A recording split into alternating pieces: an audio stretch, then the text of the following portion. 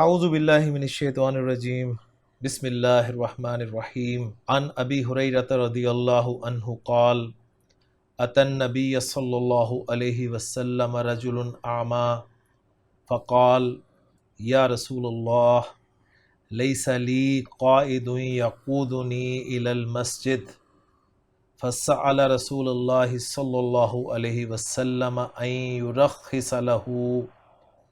أن يرخص له أن يصلي في بيته فرخص له فلما ولى دعاه فقال هل تسمع النداء قال نعم قال فأجب رواه مسلم والنسائي وغيرهما رب اشرح لي صدري ويسر لي أمري واحلل عقدة من لساني يفقهوا قولي ربي يسر ولا توسر وتمم بالخیر آمین یا رب العالمین۔ احادیث السہلہ سلسلے کی 14ویں حدیث میں نے آپ کے سامنے ابھی پڑھی ہے۔ حدیث آپ کے سامنے اسکرین پہ لکھی ہوئی نظر آ رہی ہے، الفاظ پر غور کریں۔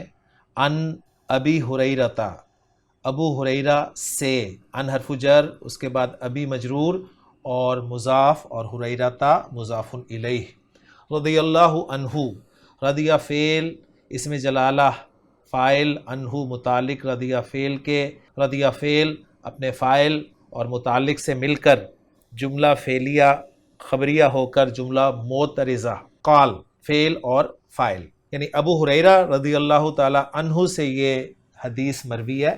آپ فرماتے ہیں کہ اتن نبی، میں نے اس کو پہلے تو صحیح اعراب کے ساتھ پڑھا تھا، لیکن ابھی میں اسے آپ کو سمجھانے کے لیے ان نبی پر کوئی اعراب نہیں پڑھ رہا۔ آپ سوچ رہے ہوں گے کہ جی اعراب میں کسے کہہ رہا ہوں، تو ہم جانتے ہیں کہ کسی بھی اسم کا آخر جو ہے وہ بدلتا ہے مختلف وجوہات کی بنا پر۔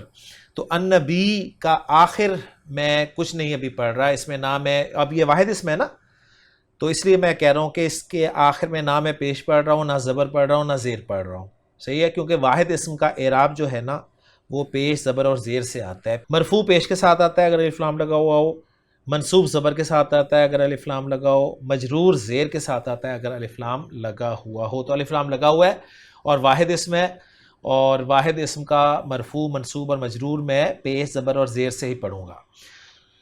تو مرفوع اگر میں سے پڑھوں تو یہ عطا کے لیے فاعل بن جائے گا، اگر میں سے منصوب پڑھوں تو یہ عطا کے لیے مفعول بہ بن جائے گا۔ اگرچہ عطا جو ہے ایک فعل لازم ہے لیکن اس کا مفعول آتا ہے، اور عطا یاتی حمزہ تا یا مادہ ہے، آنے کے معنی میں استعمال ہوتا ہے، جس کے پاس آیا جائے اسے مفعول کہا جاتا ہے۔ اور مجرور کی یہاں پر کوئی صورت بنتی ہی نہیں ہے، کیونکہ مجرور ہونے کی عربی زبان میں دو ہی صورتیں ہیں، یا تو اس اسم سے پہلے کوئی حرف جر لگا ہوا ہوگا یا پھر وہ اسم مضاف الیہ بن رہا ہوگا۔ تو یہاں پر کوئی وجہ نہیں ہے، تو یا تو میں اسے مرفوع پڑھوں گا یا پھر میں اسے منصوب پڑھوں گا، یا فاعل بناؤں گا یا مفعول بناؤں گا۔ اگر تو ہمیں کوئی اسم مرفوع حالت میں آگے نظر آ جاتا ہے تو ہم اسے عطا فعل کے لیے فاعل بنا دیں گے، اور پھر اس النبی اسم کو مفعول بہ بنا دیں گے، منصوب فارم میں لے آئیں گے۔ تو دیکھتے ہیں جی آگے۔ تو عطا لفظی ترجمہ وہ آیا، النبی ابھی میں کچھ نہیں کر رہا، صلی اللہ علیہ وسلم، اب یہ جو صلی اللہ علیہ وسلم ہے یہ آپ کا جملہ معترضہ ہے، جملہ معترضہ، تو یہاں سے لے کے صلی اللہ علیہ وسلم تک، یہاں تک جملہ معترضہ ہے۔ اس کے بعد ہمیں رجلن کا لفظ جو ہے یہ مرفوع نظر آ رہا ہے، جی رجلن کا لفظ مرفوع نظر آ رہا ہے، تو میں اسے رجلن کو عطا فعل کا فاعل بنا دیتا ہوں۔ جی گویا عطا رجلن ایک آدمی آیا، عطا رجلن ایک آدمی آیا۔ اب میں النبی اسم کو منصوب فارم میں لے آؤں گا مفعول بہ کے طور پر، نبی صلی اللہ علیہ وسلم کے پاس ایک آدمی نبی اکرم صلی اللہ علیہ وسلم کے پاس آیا، عطا فعل، النبی یا مفعول، اور رجلن فاعل۔ رجلن کے بعد آگے ایک لفظ آ رہا ہے جی آما۔ یہ آما جو ہے یہ رجلن کی صفت ہے۔ کیسے صفت ہے جی؟ رجلن نکرہ ہے تو آما بھی نکرہ ہے، رجلن واحد ہے تو آما بھی واحد ہے، رجلن مذکر ہے تو آما بھی مذکر ہے، اور رجلن مرفوع ہے تو آما بھی مرفوع ہے۔ اب یہاں پر آپ کو دو چیزیں کلیئر ہیں اور دو چیزیں بالکل کلیئر نہیں ہیں۔ دو چیزیں کون سی کلیئر ہیں؟ ایک تو یہ کہ رجل نکرہ ہے تو آما بھی آپ کو نکرہ نظر آ رہا ہے، ٹھیک ہو گیا، اور رجل واحد ہے تو آما بھی آپ کو واحد لگ رہا ہے۔ لیکن میں نے کہا کہ رجل مرفوع ہے تو آما بھی مرفوع ہے، یہ آپ کو کنفیوز کرے گی چیز ایک، اور دوسری یہ چیز کہ رجل مذکر ہے تو آما بھی مذکر ہے۔ اب کنفیوز آپ کہاں سے ہو رہے ہیں؟ کنفیوز آپ یہاں سے ہو رہے ہیں کہ یہ ہے آما، الف مکسورہ کے ساتھ یہ اسم لکھا گیا ہے، اور ہم جانتے ہیں کہ الف مکسورہ کے ساتھ جو بھی اسم لکھا جاتا ہے وہ اسم مکسور کہلاتا ہے، اور وہ تینوں فارمز میں ایک جیسا ہی لکھا جاتا ہے، پڑھا جاتا ہے، لیکن ظاہر بات ہے اس کا اعراب چھپا ہوا ہوتا ہے، گرامر والے کہتے ہیں، ٹھیک ہے، اس کا اعراب تقدیری ہوتا ہے، یعنی اصل میں یہ تھا آمیو، آمیا اور آمیا، تو غیر منصرف اسم ہے۔ ایک چیز کلیئر ہو گئی۔ تو اب ظاہر بات ہے ایسے میں مرفوع کی صفت بنانا چاہ رہا ہوں تو میں ایسے مرفوع کنسیڈر یہاں پر کروں گا، تو گویا میں یہاں پر آمیو والا لفظ استعمال کر رہا ہوں جو کہ آما ہی لکھا اور پڑھا جائے گا۔ ایک چیز کلیئر ہوگی۔ دوسری کنفیوژن آپ کو یہ ہو رہی ہوگی کہ الف مکسورہ جو ہے یہ تو مؤنث کی علامت ہوتی ہے، لیکن ذہن میں رکھیے کہ ہر جگہ الف مکسورہ جو ہے وہ مؤنث کی علامت نہیں ہوتی۔ یہ آما لفظ جو ہے یہ الوان و عیوب کا صیغہ ہے، یعنی صفت کا صیغہ ہے۔ صفت دو طرح کی ہم نے پڑھی تھی، آپ کو یاد ہوگا لسان القرآن کورس میں، ایک تو تھی صفت جو رنگوں اور عیوب کے متعلق تھی، اور دوسری صفت جو کمپیریٹیو اور سپرلیٹیو ڈگری کے متعلق تھی۔ تو یہ الوان و عیوب والی صفت یہاں پر استعمال ہوئی ہے، اور عین میم یا مادے سے آما عربی زبان میں کہتے ہیں نابینا کو۔ آما مذکر ہوگا اور اس کی مؤنث ہوگی جی ام یا، یعنی آپ کو یاد ہوگا اب کمو بک ما، یہ الف ممدودہ آ رہا ہے، ٹھیک ہے، آما ام یا او، آما ام یا او۔ تو رجل کے لیے صفت آما اب بن سکتی ہے۔ یہ ساری کنفیوژن آپ کی دور ہو گئی۔ تو آما کے معنی ہے نابینا کے، تو اب میں موصوف صفت کو ملا کر فاعل بنا دیتا ہوں اتا فعل کا، کہ اتن نبی صلی اللہ علیہ وسلم رجل آما، نبی کریم صلی اللہ علیہ وسلم کے پاس ایک نابینا شخص آیا، ایک نابینا آدمی آیا، فقال، اور اس نے کہا، یہاں پر فا جو ہے اور کے معنی میں ہے، ترتیب بتا رہا ہے، یا رسول اللہ، اے اللہ کے رسول صلی اللہ علیہ وسلم۔ کیا کہا اس نے؟ یا رسول اللہ یہ کہا، اور ساتھ کہا کہ لیس لی قائدن۔ اتنے جملے کو ہم ذرا ٹرانسلیٹ اور اینالائز کرنے کی کوشش کرتے ہیں جی، کہ لیس لی قائدن۔ لیسا آپ کو پتہ ہے کہ افعال ناقصہ میں سے ایک فعل ہے، اور جب بھی فعل ناقص آتا ہے اس کا ایک اسم ہوتا ہے اور ایک خبر ہوتی ہے۔ کلیئر ہو گیا؟ اس کا اسم جو ہے وہ مرفوع ہوتا ہے اور خبر اس کی منصوب ہوتی ہے۔ بالکل کانا پر قیاس کریں نا، کانا بھی ایک فعل ناقص ہے اور لیسا بھی ایک فعل ناقص ہے۔ تو جس طرح کانا کا ایک اسم اور خبر ہوتی ہے، اسی طرح لیسا کا بھی ایک اسم اور ایک خبر ہوگی، اور لیسا کا بھی اسم کانا کے اسم کی طرح مرفوع ہوگا، اور لیسا کی خبر جو ہے وہ کانا کی خبر کی طرح منصوب ہوگی۔ لیکن جس طرح کانا کی خبر بعض اوقات شبہ جملہ یعنی جار مجرور آ سکتی ہے، اسی طرح لیسا کی خبر بھی جار مجرور آ سکتی ہے۔ اور یہ آپ جانتے ہیں کہ جار مجرور جس طرح جملہ اسمیہ میں کبھی مبتدا نہیں بنتے، اسی طرح فعل ناقص کے لیے جار مجرور کبھی بھی اسم نہیں بنیں گے۔ تو لیسا کا اب مجھے اسم اور خبر تلاش کرنی ہے۔ اسم اس کا مرفوع ہوتا ہے، تو قائدن کا لفظ ذرا نوٹ کریں، قائدن کا لفظ جو ہے یہ آپ کا مرفوع اسم ہے۔ تو قائدن کا لفظ جو ہے یہ لیسا کے لیے اسم بن گیا، اور لی جو ہے ہم اس کو لیسا کے لیے خبر مقدم بنا دیں گے۔ تو لیسا لی قائدن، نہیں ہے میرے لیے کوئی قائد، نہیں ہے میرا کوئی رہنما، نہیں ہے میرا کوئی گائیڈ۔ تو یہ ترجمہ ہم کریں گے۔ تو لیسا فعل ناقص اپنے اسم مؤخر اور خبر مقدم سے مل کر جملہ فعلیہ بن گیا۔ کلیئر ہو گیا جی؟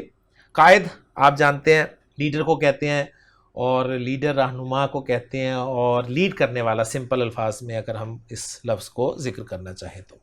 آگے آ رہا ہے جی یقودنی، یقودنی۔ تو یہاں پر قائد کے حروف مادہ بھی آ گئے جی۔ قائد کے اور یقودو کے حروف مادہ، یعنی یا علامت مضارع کو ہم ہٹائیں تو قاف واو اور دال یہ 3 حروف مادہ ہمیں مل گئے جی، اور واو بتا رہا ہے کہ یہ اجوف ہے اور اجوف واوی ہے۔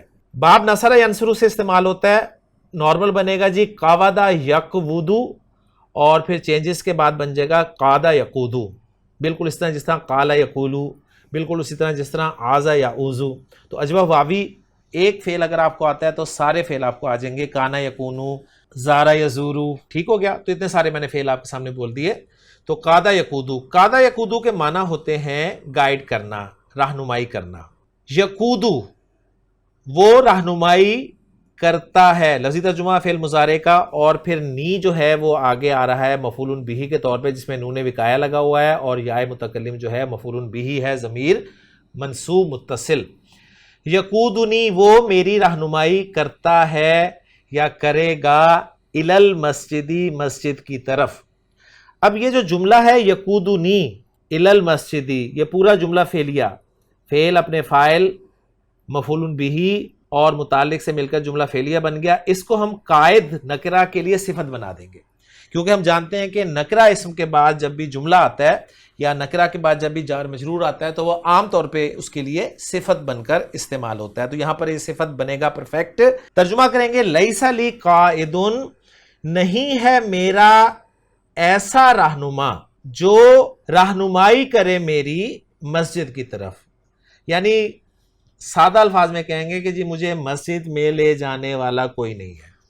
کیوں؟ اس لیے کہ ذکر ہو چکا ہے کہ وہ شخص جو تھے وہ نابینا تھے۔ گرامیٹیکل انالیسس بھی ہو گیا اتنے حصے کا۔ اس کے بعد آگے آ رہا ہے جی فسألا، سألا سألا، تو اس نے پوچھا، اس نے پوچھا۔ اب اس نے پوچھا پہلا صیغہ تو اس کا فاعل آگے آ سکتا ہے، فاعل ظاہر ہو سکتا ہے، مرفوع ہوگا تو فاعل بنا دیں گے، اگر مرفوع نہیں ہوگا تو ہم سالہ کے اندر ہوا کی ضمیر جو ہے اس کو اس کا فاعل بنا دیں گے، اور اگر منصوب آگے اسم آ رہا ہوگا تو اسے مفعول بہ بنا دیں گے۔ تو آگے رسول اللہ ہمیں نظر آ رہا ہے منصوب اسم، تو ہم رسول اللہ صلی اللہ علیہ وسلم کو مفعول بہ بنا دیتے ہیں، اور سالہ کے اندر جو ہوا کی ضمیر ہے اسے اس کا فاعل بنا دیتے ہیں۔ تو سالہ اس نے سوال کیا، اس نے پوچھا، کس سے پوچھا؟ رسول اللہ، اللہ کے رسول صلی اللہ علیہ وسلم سے۔ ایک جملہ یہ بن گیا جی سألہ رسول اللہ صلی اللہ علیہ وسلم، تو اس نے اللہ کے رسول صلی اللہ علیہ وسلم سے پوچھا، کیا پوچھا؟ این کہ یرخصا، یرخصا سواد پہ بھی حرکت میں ڈال دوں کیونکہ فعل مضارع جو ہے وہ ان کے بعد ہم جانتے ہیں کہ خفیف یا منصوب استعمال ہوتا ہے ان کے بقول۔ این یرخص لہ، این یصلی، یہاں پر یا جو ہے اس پہ زبر ڈلی ہوئی ہے، یہ آپ دیکھ رہے ہیں اوپر کر کے ڈلی ہوئی ہے جی۔ اب یہ بھی یصلی یا ہے، آپ دیکھ رہے ہیں یا پہ جو زبر ڈلی ہوئی ہے ذرا تھوڑی دور کر کے ڈلی ہوئی ہے، لیکن باہر ڈلی ضرور ہوئی ہے۔ این یصلی فی بیتی ہی۔ اب اس حصے کو ہم اینالائز کرنے کی کوشش کرتے ہیں جی۔ ان ہم جانتے ہیں کہ ان مصدریہ کہلاتا ہے، ان مصدریہ ہوتا ہے اور یہ فعل کو مصدر کے معنی میں تبدیل کر دیتا ہے۔ فعل آگے آ رہا ہے جی یرخصا کے طور پہ، فعل مضارع، اور یرخصا اگر میں اسے نارمل پڑھوں تو یہ بنے گا جی یرخصو۔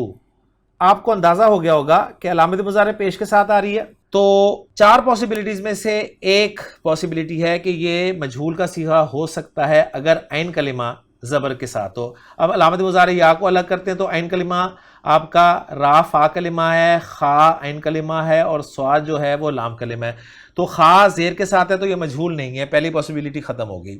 یہ باب تفعیل ہو سکتا ہے اگر عین کلمہ مشدد ہو، تو عین کلمہ مشدد ہے تو یہ باب تفعیل ہے جی۔ تو باب تفعیل را خا صاد مادے کے ساتھ آپ اگر بنائیں تو ماضی اب اس کا بڑی آسانی سے بنا سکتے ہیں، وہ بن جائے گا جی رخصا، رخصا یرخصو ترخیصاً۔ ڈکشنری ہمیں بتاتی ہے کہ رخصا فعل جو ہے یہ 2 پریپوزیشن کے ساتھ استعمال ہوتا ہے، ایک لام کے ساتھ اور ایک فی کے ساتھ۔ یعنی عربی زبان میں کہا جائے گا کہ رخص لہو، رخص لہو فی الامری، رخص لہو فی الامری یعنی آسان و سہل بنانا، رخص لہو بکذا و فی کذا، یعنی اگر اس کے 2 مفعول استعمال ہوں، ایک لام کی پریپوزیشن کے ساتھ اور دوسرا با کے ساتھ یا فی کے ساتھ، دونوں میں سے کسی کے ساتھ، تو اس کے معنی ہوں گے اجازت دینا، یعنی رخصا یرخصو ترخیصاً کے معنی ہے اجازت دینا۔ 2 پریپوزیشن کے ساتھ استعمال ہوگا، ایک لام کے ساتھ، لام اس پہ لگے گا جسے اجازت دی جائے گی، اور فی یا با پریپوزیشن اس کے ساتھ لگے گی جس چیز کی اجازت دی جائے گی۔ کلیئر ہو گیا؟ اور یہاں پر ذہن میں رکھیے گا محض اجازت دینا کے معنی نہیں ہے، بلکہ یہ اجازت جو ہے ممانعت کے بعد والی اجازت کی بات کی جا رہی ہے، یعنی پہلے اس کی ممانعت تھی، اس کے بعد اجازت دے دی گئی، یعنی کوئی چیز منع تھی پھر اس کی اجازت دے دی گئی، گویا ان معنی میں یہ استعمال ہوگا۔ تو ہم دیکھتے ہیں جی اب دونوں مفعول اس کے ڈھونڈنے کی کوشش کرتے ہیں۔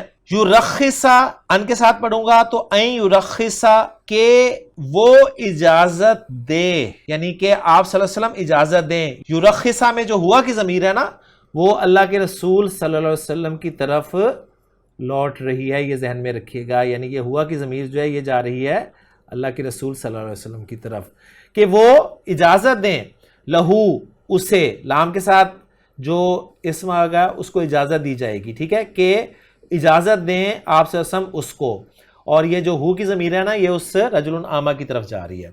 کس چیز کی اجازت دیں؟ وہ آنا تھا با کے ساتھ یا فی کے ساتھ، لیکن وہاں پر با اور فی کو حذف کر کے پھر ان مصدریہ کے ساتھ جو ہے اس اجازت کو ذکر کر دیا گیا کہ این یصلی فی بیتہ، کہ وہ نماز پڑھے، صلی یصلی صلاتن کے معنی ہوتے ہیں نماز پڑھنا، این یصلی کہ وہ نماز پڑھے۔ اب یصلی میں جو ہوا کی ضمیر ہے نا وہ رجل عامہ کی طرف ہی جا رہی ہے کہ وہ نماز ادا کرے فی بیتہ اپنے گھر میں، جار مجرور متعلق ہو جائے گا یصلی فعل کے، اور مجرور جو ہے وہ مضاف مضاف الیہ کنسٹرکشن کے طور پہ استعمال ہو رہا ہے۔ این یصلی فی بیتہ کہ وہ اپنے گھر میں نماز پڑھے، یعنی اپنے گھر میں نماز پڑھنا، یہ مصدری معنی ہو جائیں گے، اس کی اجازت جو ہے وہ شخص مانگ رہا ہے۔ کلیئر ہو گیا؟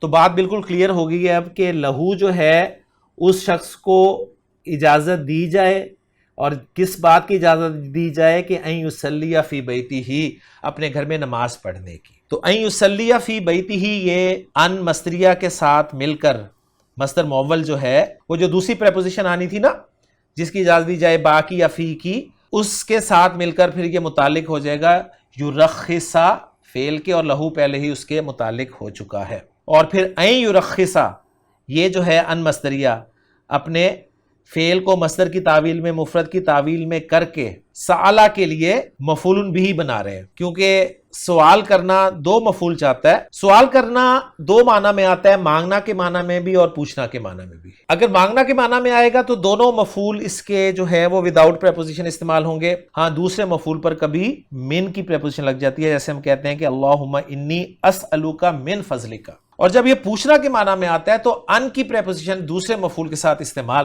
ہوتی ہے، یسألونک عن الروح، یعنی نبی صلی اللہ علیہ وسلم وہ آپ سے روح کے بارے میں سوال کرتے ہیں۔ اب یہاں پر اگر ہم اسے مانگنا کے معنی میں لیں گے کہ اس نے اللہ کے رسول سے مانگا، یعنی اجازت مانگی نا کہ اسے گھر میں نماز پڑھنے کی اجازت دی جائے، تو بھی بات بالکل صحیح ہو سکتی ہے۔ اور اگر پوچھنا کے معنی میں کریں تو پھر ہم ان کو جو ہے وہ محذوف مانیں گے۔ تو سآلہ فعل اپنے فاعل اور پھر مفعول بہ اور متعلق سے مل کر پھر یہ جملہ فعلیہ بن جائے گا۔ تو بات الحمدللہ کلیئر ہوگی کہ فَسَأَلَ رسول اللہ صلی اللہ علیہ وسلم ان یرخص لہ ان یصلی فی بیتہ، تو اس نے اللہ کے رسول صلی اللہ علیہ وسلم سے پوچھا کہ وہ اجازت دیں اسے گھر میں نماز پڑھنے کی۔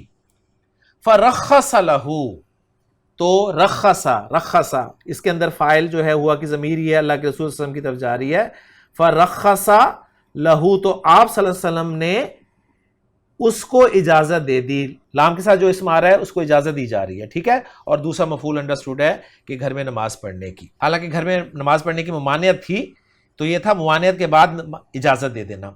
فلما ولا، پس جب ولا وہ مڑا، یعنی وہ شخص، اب ولا کے اندر جو ہوا کی ضمیر ہے یہ اس شخص کی طرف جا رہی ہے، وہ مڑا، لما یہاں پر ہینیہ ظرفی ہے، ذہن میں رکھیے گا، ٹھیک ہے، جب کے معنی میں ماضی کے ساتھ آتا ہے جب لما، تو پھر جب ان معنی میں استعمال ہوتا ہے، اور مضارع کے ساتھ آتا ہے تو اب تک نہیں کا مفہوم دیتا ہے۔ فلما ولا، پھر جب وہ مڑا، دعاہو اس نے بلایا اس کو، دعا یدعو دال عین واو مادہ، اسے دعا اس نے بلایا ہو اس کو۔ اب دعا کے اندر جو ہوا کی ضمیر ہے یہ اللہ کے رسول صلی اللہ علیہ وسلم کی طرف جا رہی ہے، اور یہ جو ہو کی ضمیر ہے یہ اس شخص کی طرف جا رہی ہے، ٹھیک ہے۔ اب یہ کانٹیکسٹ ہمیں بتا رہا ہے، انڈرسٹوڈ بات ہے، یہ چیزیں اب اس میں پریشانی والی بات نہیں ہے کہ ہم کیسے یہ نکال رہے ہیں، یہ واقعہ ہمیں بتا رہا ہے کہ کس نے کس سے کہا ہوگا. فلما ولا، پس جب وہ مڑا یعنی جانے کے لیے مڑا، دعاہو تو آپ صلی اللہ علیہ وسلم نے اسے بلایا، فقالا اور آپ صلی اللہ علیہ وسلم نے اس سے کہا، بلکہ یہاں پر ہم ترجمہ کریں گے پوچھا. کیا پوچھا؟ ہل تسمع النداء، ہل حرف استفہام ہے، تسمع فعل اور فاعل ہو گیا، یہ واحد مذکر حاضر کا صیغہ ہے، سمیع یسمع فعل سے. ہل تسمع، کیا تو سنتا ہے، کس کو؟ النداء، آواز کو. کیا تو آواز سنتا ہے، یعنی آواز کون سی مراد ہے یہاں پر؟ ندا، اذان کی آواز مراد ہے. ہل تسمع ندا، کیا تو اذان کی آواز سنتا ہے؟ تسمع فعل فاعل اور الندا مفعول بہ، اور ہل لگا ہوا ہے تو جملہ فعلیہ انشائیہ ہو گیا. کیا تو اذان کی آواز سنتا ہے؟ قالا تو اس نے کہا، نعم جی ہاں.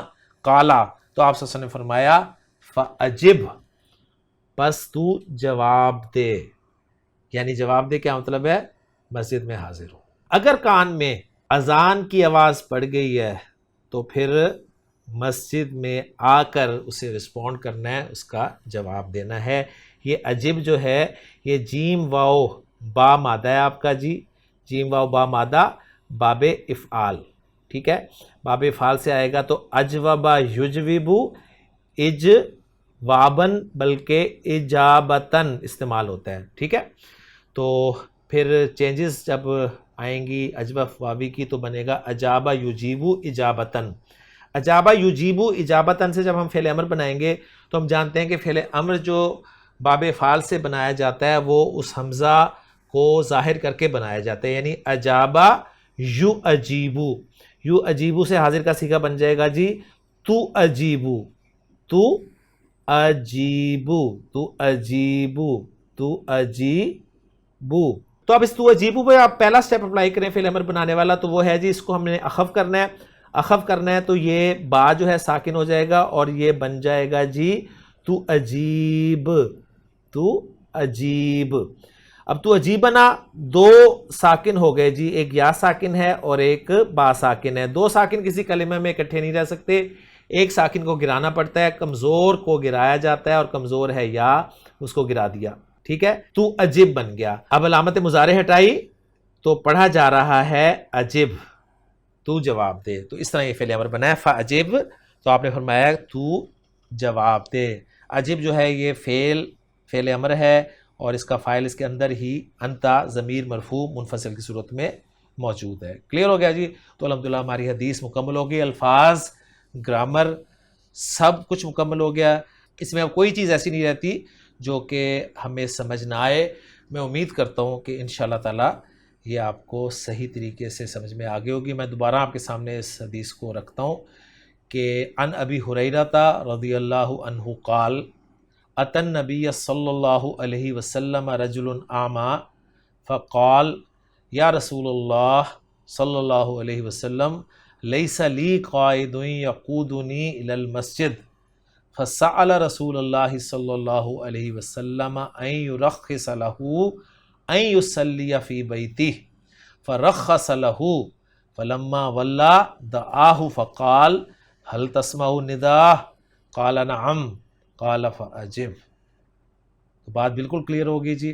ترجمہ بھی ایک دفعہ آپ کے سامنے کر دیتا ہوں کہ حضرت ابو ہریرہ رضی اللہ تعالیٰ عنہ سے یہ مروی ہے.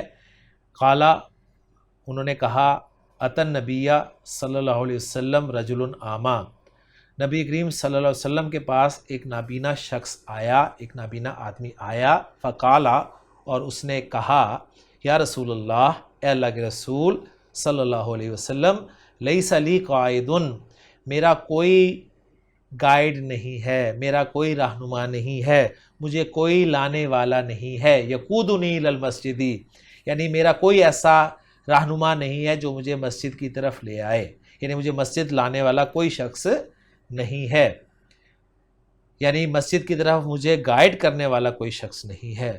فسأل رسول اللہ صلی اللہ علیہ وسلم ان یرخص له، تو اس نے آپ صلی اللہ علیہ وسلم سے اجازت مانگی، کس چیز کی؟ ان یصلی فی بیتہ، کہ وہ اپنے گھر میں نماز پڑھے، یعنی اپنے گھر میں نماز پڑھنے کی اجازت مانگی.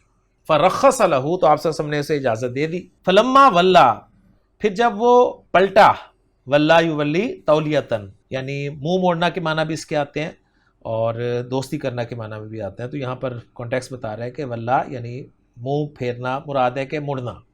پھر جب وہ مڑا دعاہو تو آپ صلی اللہ علیہ وسلم نے اسے بلایا، فقالا اور کہا هل تسمع نداء، کیا تو اذان کی آواز سنتا ہے؟ قالا نام، تو اس نے کہا جی ہاں. قالا، تو آپ نے فرمایا فاجب، پس تو جواب دے، یعنی عجب ہو، اس کو رسپونڈ کر، اس کو جواب دے. اور اس حدیث کو امام مسلم، نسائی اور ان دونوں کے علاوہ نے روایت کیا. تو بڑی اہم حدیث تھی جی. اس میں نماز با جماعت کے حوالے سے بات بتائی گئی ہے کہ نماز مسجد میں با جماعت ادا کرنا کتنا ضروری ہے. کوئی عذر جو ہے وہ قبول نہیں کیا جائے گا. ہاں کوئی شرعی عذر ایسا ہے جو کہ ہمارے فقہا پھر اب بتاتے ہیں کہ جان کا خوف ہے یا کچھ اور شرعی عذر وہ ذکر کرتے ہیں. اور پھر نبی کریم صلی اللہ علیہ وسلم نے جو اجازت دی ہے کہ شدید بھوک لگی ہو اور نماز کا وقت ہو گیا، جماعت کھڑی ہو جائے تو پہلے کھانا کھا لو. اور اسی طرح اگر آپ کو حاجت ہے تو پھر آپ نماز بعد میں پڑھیں گے، پہلے اپنی ضرورت پوری کریں گے. اور بات سمجھ بھی آتی ہے، ورنہ آپ کا ذہن پھر کھانے کی طرف یا اس حاجت کی طرف ہی لگا رہے گا اور توجہ نماز میں نہیں رہے گی. بہرحال نماز با جماعت ادا کرنے کی بہت فضیلت ہے. آپ سے نے فرمایا کہ جماعت کے ساتھ نماز پڑھنا غیر نماز پڑھنے سے 27 گنا افضل ہے. تو 27 گنا افضل ہونا کوئی معمولی بات نہیں ہے. بہرحال اللہ تعالیٰ سے دعا ہے کہ اللہ تعالیٰ ہمیں با جماعت نماز کی پابندی کرنے کی توفیق عطا فرمائے. سبق کو یہیں پر ختم کرتے ہیں. ہم نے حدیث کو اپنے طور پہ الفاظ کے اعتبار سے، معانی کے اعتبار سے، انالیسس کے اعتبار سے سمجھا. اب انشاءاللہ تعالیٰ اگلے لیکچر میں اسی حدیث کی انفارمیشن جو ہمیں ڈاکٹر عبدالرحیم صاحب فراہم کریں گے، ہم اس پر جو ہے وہ غور و فکر کریں گے اور مزید موتی انشاءاللہ تعالیٰ اکٹھے کریں گے. تو انشاءاللہ اس حدیث کے دوسرے حصے کے ساتھ آپ سے اگلے لیکچر میں ملاقات ہوگی. سبحانک اللہم و بحمدک، اشہد ان لا الہ الا انت، استغفرک و اتوب الیک.